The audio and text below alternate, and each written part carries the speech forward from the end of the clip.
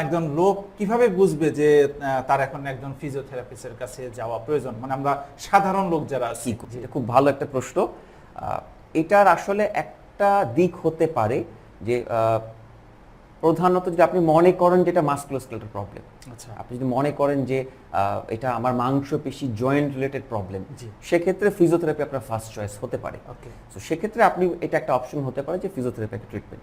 Second আরেকটা ব্যাপার হচ্ছে যে এই ছোটখাটো পেইন দৈনন্দিন জীবনে আমাদের সবারই হয়। জি, জি, ধরেন আপনি কোনো কারণে একদিন একটু ওভারওয়ার্ক করছেন, রাতে বেশি স্টাডি করছেন, কোনো কারণে লম্বা সময় বসেছিলেন, পরদিন সকালে ঘুম থেকে উঠে আপনার অনেক ব্যাক পেইন।